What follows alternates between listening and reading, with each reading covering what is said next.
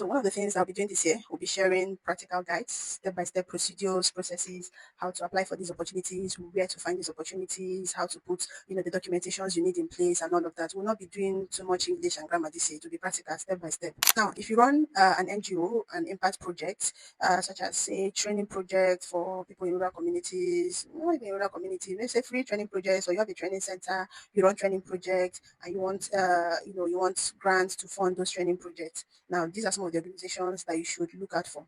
Now, when I mention this organization, don't just take notes and then move on to the next thing. Go to LinkedIn, follow them on LinkedIn, search for their websites, sign up on their email newsletter so that when they have their next course, some still have open course, some have closed their course, they'll open by February, by March and all that. Sign up, put your email in that their email newsletter. When they launch this course, you receive an email. Go to their LinkedIn, follow them. So when they launch this course, you receive notification, you see what they're doing, follow them. Okay. Now, the first is FEMTVET. FEMTVET is Federal Ministry of Education, Technical Vocational Education and Training. They have a training program, a training center, a tech hub. You run training, go and follow FEMTVET. They have a lot of training program ongoing. They have ongoing projects. We are currently doing one project with them. They have ongoing projects. They had their last call in December. I believe they would launch another call soon. Go and follow them. Now, another one is IDEAS Project. IDEAS Project is also implemented by the Federal Ministry of Education. It's funded by the World Bank.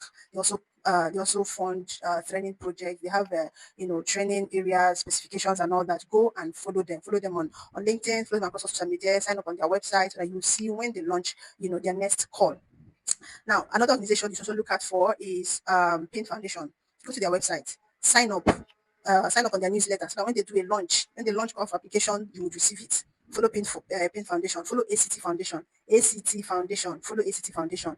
Go to LinkedIn, sign up, go to their website, sign up, follow ACT, follow Ford Foundation, follow Leap Africa. These are some of the organizations I've worked with in the past. Some of the organizations I know they fund training programs, they fund impact projects in rural communities. Most impact projects, even in urban communities, they fund some of these projects. So go follow them. Now, it's one thing to follow them, get access to these, calls, openings, and all that. It's another thing to start applying for these opportunities proper. Now, one thing I always advise entrepreneurs, which I also do for my organizations, is I create a robust company profile. It's a living document, meaning that I can always edit it, add some things, change some things, do all of that with the document. Now, what this does, just like more like a business plan, but not a business plan. It's not the official business plan that you send to partners. This one is for personal, use. It's a robust company profile. Inside that company profile, it has almost answers to every question that any funder would ask. Of course, there are common questions they always ask. They want to know the problem you're solving. They want to know your solution, your team strength. They want to know your company capability. They want to see evidence of projects you've done in the past. They want to see, your market size. They want to see opportunity size. They want to see all of that. So if you create this company profile for yourself, answer all these questions inside them. Like do it as a business plan. But then not the one you submit. It's not official. It's a living document, meaning that you can always go there to update some things, change some things, remove some things, do research. What is your term, what is your SAM, what is your sum, put all of those details, all those figures there. What are the problems? What are your products? How does your product work? What are your pricing technique? How do you reach last mile? How do you reach your customer? What is your business model? Answer all these questions inside them. It would be of great help to you, so that when you start applying for some of these opportunities, they ask any question, you go to that profile, you lift and you paste. Some of them will come with their own individual proposal. You have answers somewhere. You just copy and paste, so that it's not when the opportunity start thinking, what is my company size? What is my problem? My target market? What is this? You do research, and then the application. Most of these applications have a deadline of say 2 weeks, 2 weeks window, 1 week window, 2 months window. You can only make research window has closed. So do this thing now. That's you're not applying for anything now. Do it now. Do that research. All those research you need to do. Create that profile. Sometimes it can be up to 50 something pages. Don't need to be polished. Just answer all those questions. Do all of those research now.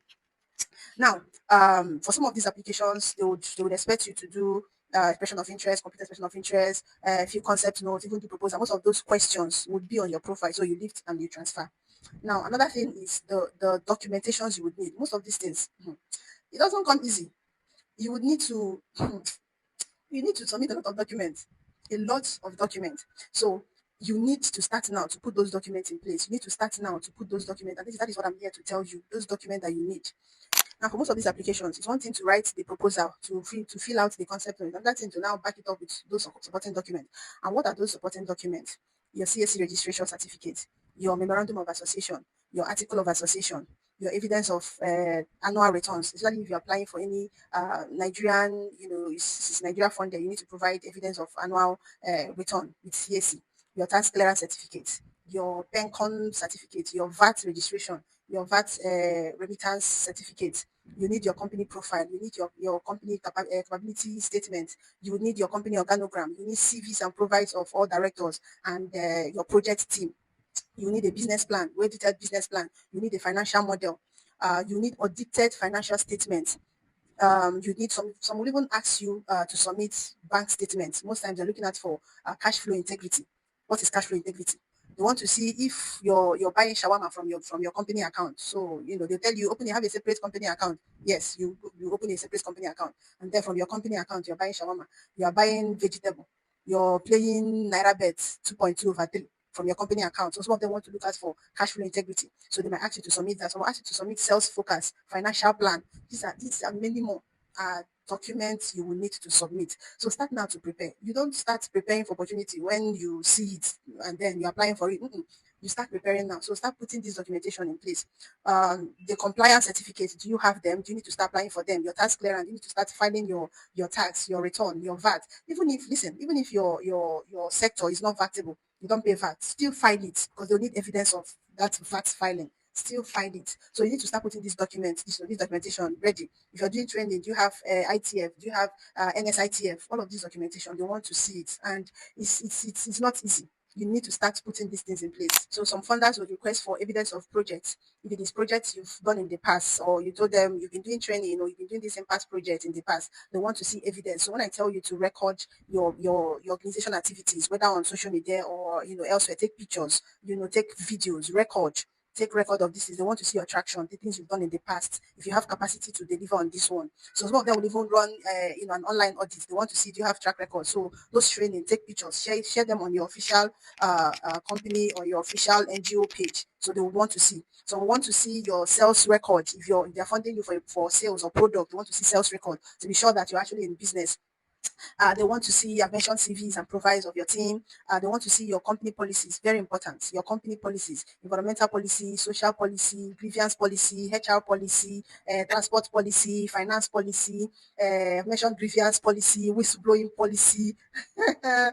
So start now, start preparing for this thing. See, funding is raising funding, assessing funding, applying for opportunities. It's not a walk in the park. It's not something you just wake up and close your eyes and you do.